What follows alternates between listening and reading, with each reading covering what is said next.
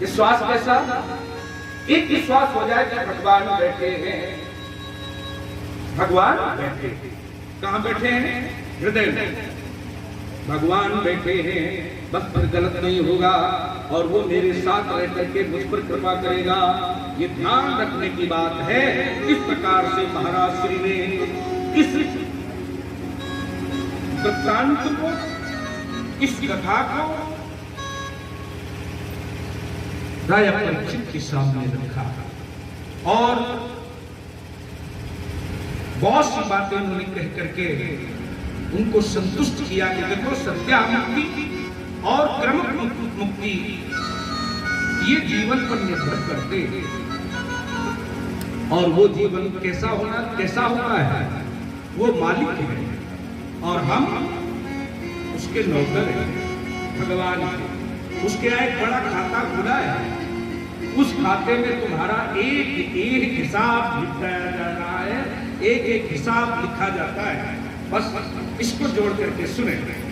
मेरे मालिक के दरबार में सबका जीवन खाता, मेरे मालिक के दरबार में सबका जीवन खाता,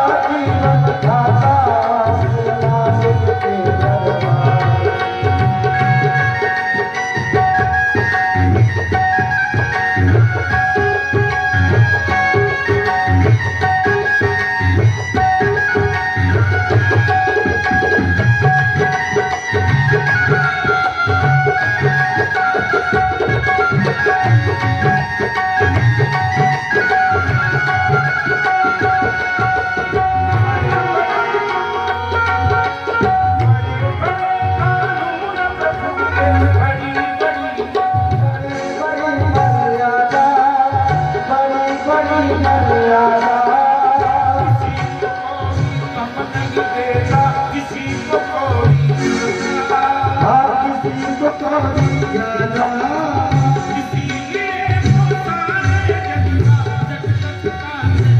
का मेरे मालिक के दरबार सबका जीवन धारा मेरे मालिक के दरबार सबका जीवन धारा मेरे मालिक के दरबार करता वही हिसाब सभी का एक आसन पर डट के एक आसन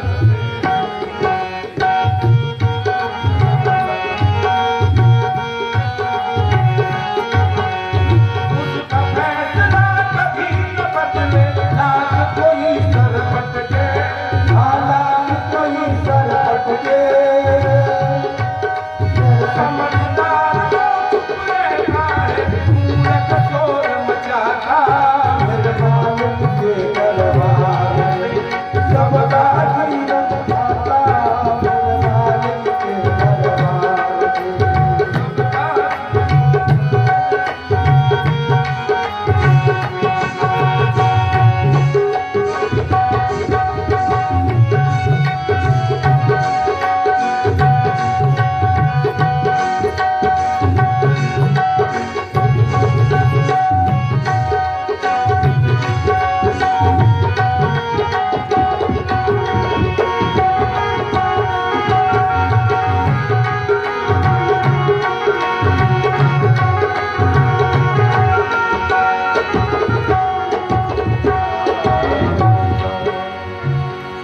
बोलिए श्री कृष्णचंद्र महाराज की जय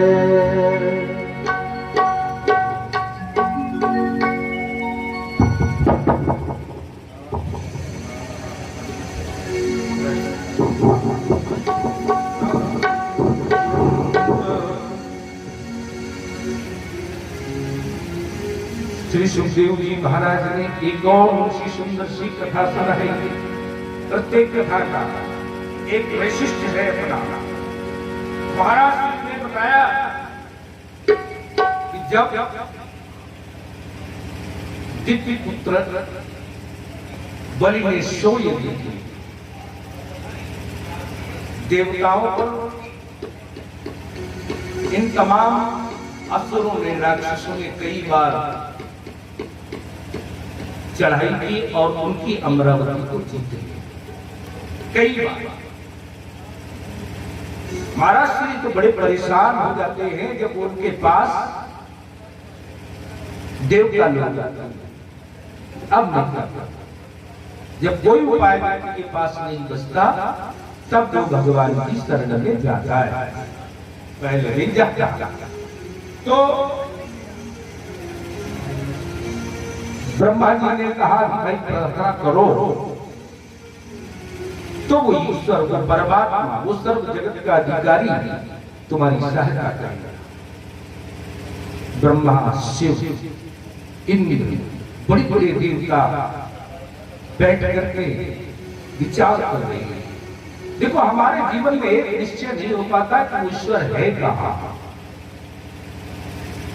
कुछ लोग जब विपत्ति में फंसते हैं तो ऊपर देखने लगते हैं, हे गर्भगामी, हे वैकुंठवासी, ओ परम धाम निवासी, अब तू मेरी सहायता कर। ऊपर देखते हैं तो लगता है कि ऊपर के ईश्वर है, ऊपर उसकी सत्ता है, इसलिए लोग ऊपर देखते हैं। कुछ लोग विपत्ति पड़ने पर बहुत भीतर चले जाते हैं, किसी से कोई लेना देना नहीं, वहां ईश्वर का ध्यान करते हैं तो वहां है। नहीं नहीं नहीं, कुछ लोग मंदिर चले जाते हैं, मंदिर में भगवान।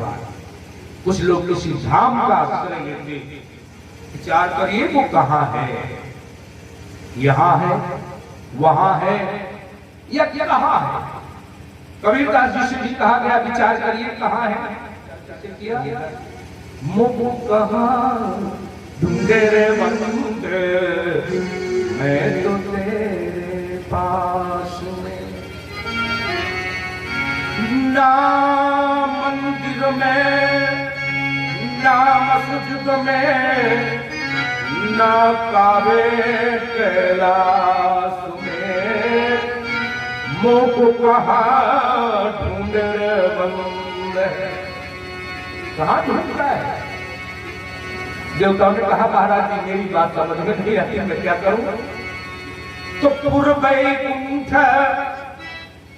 जान कहा कोई कहे पैर बस प्रभु सोई। किसी ने कहा तो वैकुंठ का निवासी है, वहां चलो। किसी ने कहा नहीं, वो तो क्षीर सागर में रहता है। ऐसे बड़ी बड़ी बात करते हैं। आप बहुत ध्यान से सुनिए। भूलोक से ऊपर जब तक स्वर्ग आता है तब तक 7 लोगों की कल्पना की गई। नर माने जो जहां हम लोग हैं ये नर लोक है, फिर पितर लोक, देव लोक, गंधर्व लोक, किन्नर लोक, अयानज लोक, लोक के ऊपर फिर स्वर्ग लोक।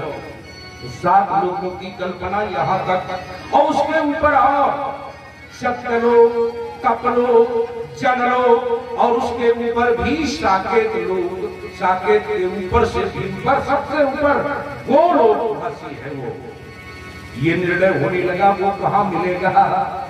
भगवान शिव ने कहा चिंता की कोई जरूरत नहीं। तुम क्यों बोले? बोले मैं नहीं बोल रहा हूं कि मैं एक निर्णय जानता हूं। भगवान शिव का निर्णय सर्वोपरि निर्णय है। उन्होंने कहा हरि व्यापक और सर्वत्र समाना और प्रेम प्रकट हो ही मैं जहां। अब जग में सब रहित विरागी और प्रेम प्रकट हो ही जिम्मेवारी। जहां पर देखोगे वहीं भगवान मिलेगा। तो बोले यहाँ देश काल मागी कहा सो कहा जहां प्रभु नहीं। प्रभु कहा नहीं है, यहीं बुलाओ। बुलाया सबने, प्रार्थना की, और प्रार्थना करने पर भगवान प्रकट हुए। फिर देवताओं ने पूछा महाराज जी बताओ कैसे कल्याण हो? तो उन्होंने कहा कि मैं एक रूप धारण करूंगा। कौन सा? बोले अजित स्वरूप। सबने कहा बोलिए अजित भगवान के। ये देवताओं की प्रार्थना से एक नया रूप भगवान ने बनाया है। ध्यान दीजिए, अजित रूप। तो महाराज जी क्या करें? तो देवान श्रम आदिश्य भगवान पुरुषोत्तम। सुखदेव जी ने कहा कि राजन परीक्षित भगवान को संदेश दिया। भगवान ने संदेश दिया क्या कि तुम सब लोग पहले उन सबके पास जाओ। किसके पास? अरे अपने दुश्मन के पास जाओ जिनसे तुम शत्रुता मानते हो। माने दैत्यों के पास चले जाओ। अब ये सब एक दूसरे का मुंह देख रहे हैं। महाराज जी कैसा आदेश कर रहे हैं? शत्रुओं के पास जाकर के क्या करूंगा? सूत्र बताया उन्होंने कि अरे वो देवताओं बुद्धि से काम लो। बुद्धि से क्यों? क्योंकि तुम्हें अपना काम बनाना है। बोले हाँ महाराज जी काम तो बनाना है। तो कैसे बनाए? बोले अरे ओ अभिसंधेया,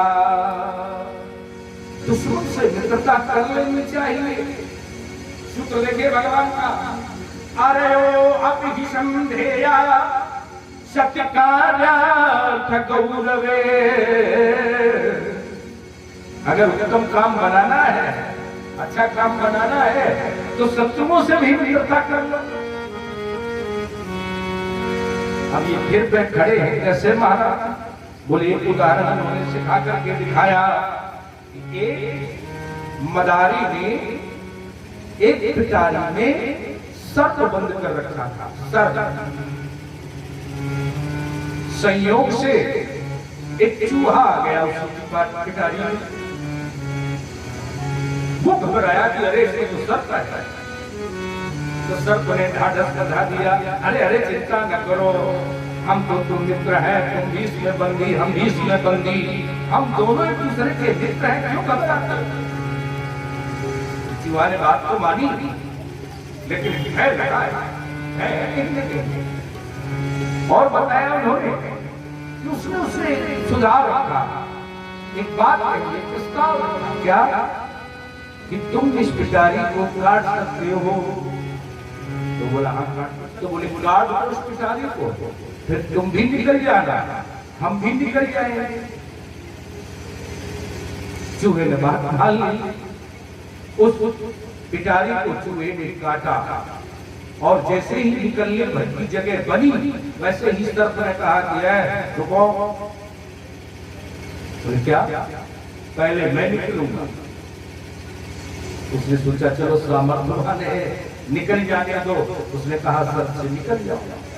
सर्प निकल गया, चूहा बेचारा बैठा है। फिर बाहर निकल करके सर्प ने कहा कि अब आ जाओ बाहर। बोले मैं नहीं आऊंगा, तुम मुझे खा लोगे। वो बोला ठीक है, अब तुम बच कैसे सकते हो? अरे भाई तुम बाहर नहीं निकलोगे तो मैं अंदर आ जाऊंगा। और सर्प ने ऐसा ही किया, अंदर गया और मूषक को खा लिया, निकल गया, बाहर चला गया। तो सत्कार्यार्थ गौरवे, उत्तम कार्य बनाने के लिए आनयो अपविशन्धेयः, सत्कार्यार्थ गौरवे, काम बनाना है तो संधि कर लो। देवताओं की समझ में आ गया, बात बन जाए। फिर क्या होगा महाराज जी? बोले फिर हम लोग मिलकर के समुद्र मंथन करेंगे, समुद्र मंथन करने से अमृत निकलेगा और अमृत तुम सबको मैं पिला दूंगा। बस देवताओं से कभी नहीं हार होगा। इतना बड़ा आश्वासन था। सब चल रहे बलि के दरबार में पहुंचे। कुछ लोगों ने कहा कि अरे अरे देवता आ गए, निपटा दे। बलि ने कहा ना ना ना, निपटाना नहीं, निपटाना नहीं। अपने दरवाजे आए हुए शत्रु को मारते नहीं।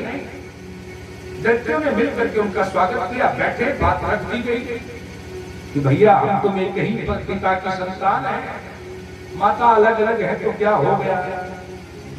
भाई कश्यप की दो पत्नियां दिति और आदिति, दिति से दैत्य, आदित्य से देवता पिता, लेकिन पिता एक ही है। ये भिन्न बुद्धि, ये भिन्न विचार, ये भिन्न गुण कब आते हैं? जैसे माता के गुण दोष स्वभाव आते हैं, वही उसकी संतान में चले जाता है, क्योंकि उसका ही वो चिंतन हमेशा करती है। जब गर्भकाल में शिशु होता है, उसका ही चिंतन करती है। क्रोध करने वाली माता की संतान, क्रोध करने वाली और प्रेम करने वाली माता की संतान, प्रेम करने वाली, चंचलता से पालने वाली, उसकी संतान चंचल हो जाएगी। जिसकी जैसी माता, पिता का दोष उसमें, पिता का गुण उसमें कम आता है, माता का गुण ज्यादा, किसी किसी में पिता का गुण, क्योंकि पिता के गुणों का जब माता चिंतन करती है तो सब पिता के गुण आ जाते हैं। उस समय एक ऐसा काल आता है कि जिस किसी का वो चिंतन कर रही होती है, उसी की आकृति पुत्र को प्राप्त हो जाती है। अपना चिंतन करेगी तो उसकी मुखाकृति का बालक पैदा हो जाएगा। पिता का चिंतन कर रही होगी तो पिता की मुखाकृति का बालक, मामा का चिंतन कर रही होगी तो मामा की मुखाकृति का बालक। ये चिंतन कर रहे हैं। महाराज जी कहते हैं कि एक ही पिता के दोनों पुत्र हैं, भाई भाई हैं, क्यों लड़ते हो? इनको समझ में तो आई बात, पर पूरी तरह नहीं समझ में आई। कहने लगे एक बात बताओ, क्या बात क्या है, क्या कहना चाहते हो? बोले उद्यम करो, बात बन जाए। क्या उद्यम करें? बोले समुद्र को मत डालो, हमें भगवान ने बताया है कि इसमें से अमृत निकलेगा और फिर हम सब लोग अमृत पी लें और सदा के लिए अमर हो जाए। काहे का लड़ाई झगड़ा? देवताओं ने बात रखी और दैत्यों ने मानी। ठीक ठीक ठीक, करो करो हो भाई समुद्र मंथन। अब समुद्र के किनारे जब आए तो देखा कि इतना बड़ा सागर है, मथा कैसे जाएगा, कैसे मथा जाएगा। तब महाराज श्री ने बताया कि उनको बुद्धि आ गई कि मंदरागिरी पर्वत को इसमें मथानी बनाओ। अब उठाया कैसे जाए, इतना बड़ा मंदराचल पर्वत कैसे उठाया जाएगा। तब फिर एक नया महाराज ने कहा कि बात यहीं से बिगड़ जाएगी, पहले ही प्रयास कर रहा है। तो गरुण पर गिरिम चारोप्य गरुणे हस्त नहीं के नदी लया।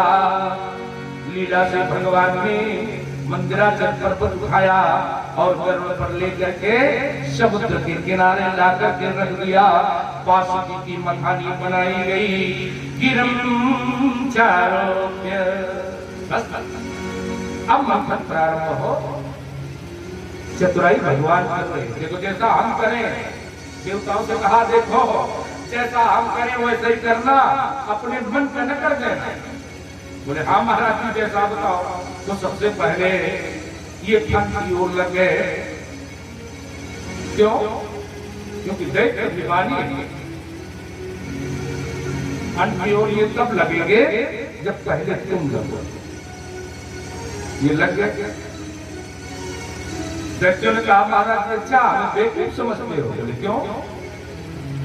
बोले आप मुझे सर्प का पिछला वाला अंग पकड़ना चाहते हैं। क्यों, इसमें क्या बुराई है? बोले ये तो अमंगल होता है, जो सर्प की पूंछ पकड़े ये अमंगल होता है, इसीलिए तुम लोग आगे लग गए। भगवान जान गए कि बात बन गई। मुस्कुराते हुए उन्होंने छोड़ दिया और फिर कहा तुम लग जाओ। तो सब के सब फन की तरफ लग गए। ये जानते ही नहीं इसका परिणाम क्या होगा। उसके परिणाम को देखते नहीं जानते कि जब फुटकारें छोड़ेगा, बड़े बड़ी फुटकारें निकलेंगी तो पूरा शरीर काला पड़ जाएगा। ये नहीं जानते, लेकिन इसमें डरे हैं। तो भगवान ने कहा तुम पकड़ लो। उन्होंने सब फन की तरफ लग करके और प्रारंभ किया मंथन के लिए उद्यत हो गए। और सूत्र क्या दिया? न गृहिणी मोपयम् उच्छम अहेरमंगम मंगलम अहेरम अंगम अमंगलम। तो होता है तो लग जाओ महाराज जी। मथानी चलाई ही गई, मथानी नीचे बैठने लगी, आधार नहीं। इस लीला में भगवान के अनेक जन्म है। इस लीला में भगवान के अनेक जन्म है। उनकी समझ में नहीं आएगा जो अनेक व्यवस्थाओं में मन लगाए, ठीक से बैठ जाए, आगे खिसक जाए, पीछे बैठ जाए, इन सब में मन नहीं लगाइए। मन स्वतंत्र रखिए, मन को केवल भगवान में लगाइए। कह रहे हैं विलोक्य विधिम तदेश्वरा पुरंद्य वीर्यो अविकातमसंधे। देखा विघ्न खड़ा हो गया तो भगवान ने एक अद्भुत रूप बनाया। वो कच्छप का रूप बना करके नीचे प्रवेश कर गए। बोले कच्छप भगवान की जय। कच्छप का रूप भगवान ने बनाया। ये कच्छपा अवतार है भगवान का, एक अचित अवतार है, एक कच्छप का अवतार है। कृत्वा बपुका क्षममद्भुतम महत्। ये बात की बड़ा भारी रूप बनाया भगवान ने, जिस पर मंदराचल पर्वत चल जाए। इनको इससे क्लेश नहीं होता। अरे जैसे कोई खुजली करता है ना पीठ पर, इतना ही बस इनको लगेगा, ज्यादा नहीं कुछ लगने वाला। महाराज श्री कहते हैं कि समुत्थितम दीक्षकुलाचलम पुनः। फिर देखा पर्वत उठ गया तो प्रारंभ हो गया मंथन। प्रारंभ हुआ मंथन। अब तो जोर जोर से मनोरंजन तो चलाया जा रहा है, लेकिन कोई नहीं बनेगी और क्या बनेगी। मेरे मन के अधेर भूत विषम। तो सबसे पहले जब किसी चीज का मंथन होता है, बहुत मतोगे और स्थिर बुद्धि नहीं है तो विष ही निकल आएगा। तो समुद्र मथने से सबसे पहले विष निकला। महोल बड़म हलाहलमुग्रता,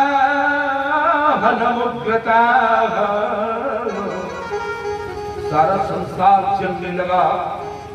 भयंकर जिसकी लपटें जब निकले तो सारा संसार जल उठा।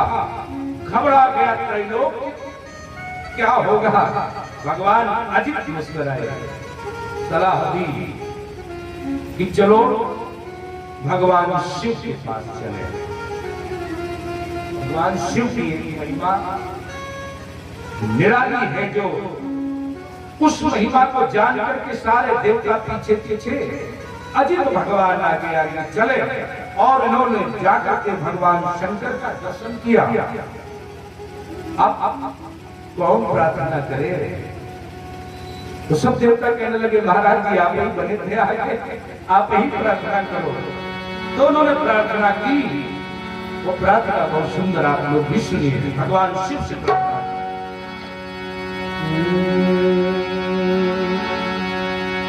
जय भोला भंडारी शिव हर, जय भोला भंडारी,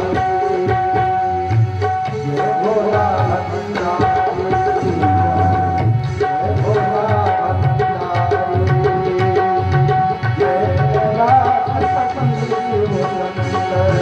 जय कैलाशपति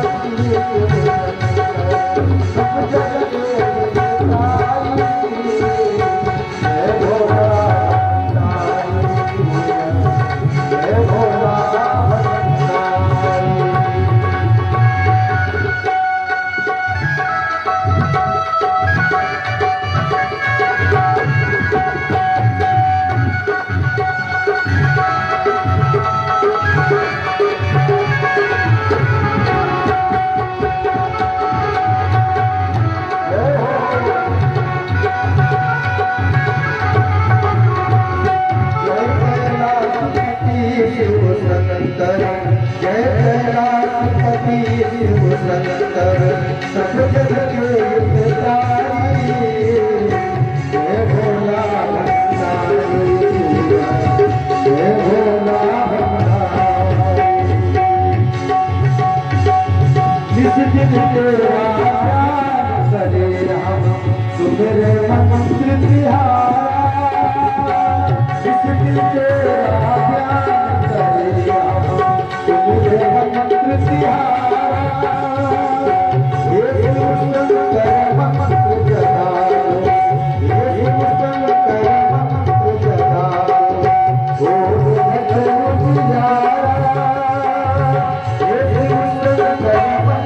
Thank you.